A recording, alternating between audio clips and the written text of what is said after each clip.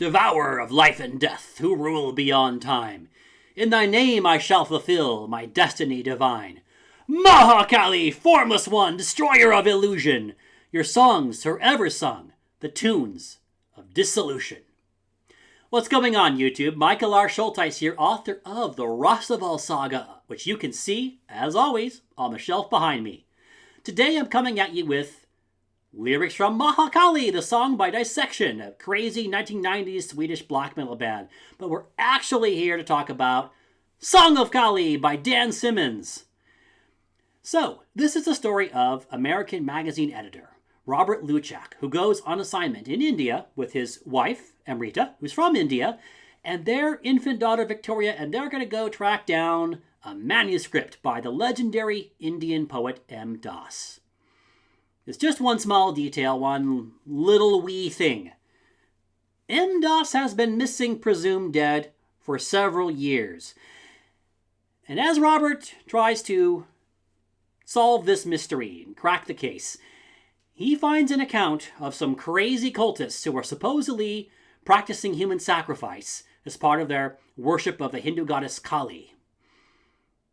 So let's talk characters. Now, this is not the most character-driven story. The characters serve their purpose. I think Robert and his wife Amrita both feel very real. They feel reasonably sympathetic. You get a sense that, yeah, this is not the best situation, and they make the best of it that they can because things kind of go sour and their family holiday becomes progressively more and more of a nightmare. So you feel for them, but they're not Dan Simmons' most amazing creations. Dan Simmons has written some truly amazing character studies and some truly amazing stories. These two, I think, are well done, but not fantastic, not superlative. There's another character that I'll mention. It's a lower caste Indian man who takes over the narrative for a part of a story and gives his account. He comes from severe poverty, tries to make something of himself, and is pulled quite unwittingly into the world of this crazy cult.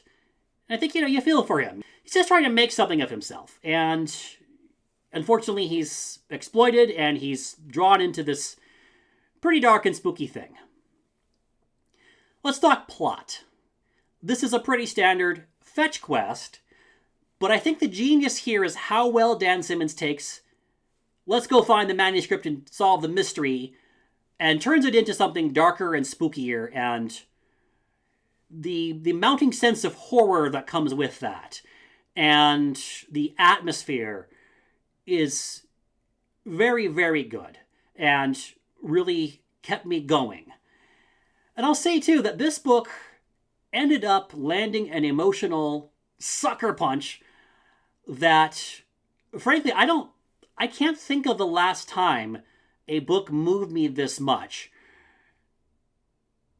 It hit me a lot harder than almost any book that I've read in my adult life.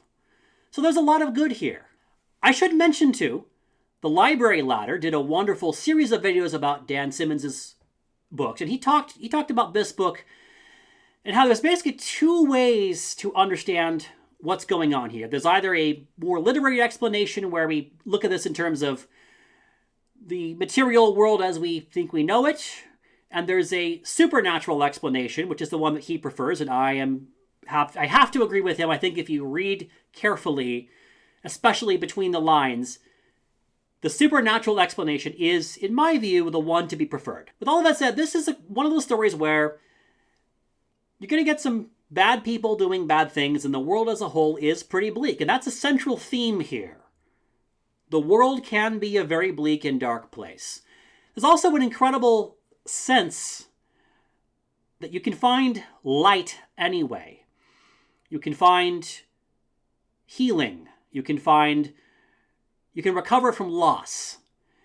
And those themes are shockingly well done. And this is really where the book shines, in my view.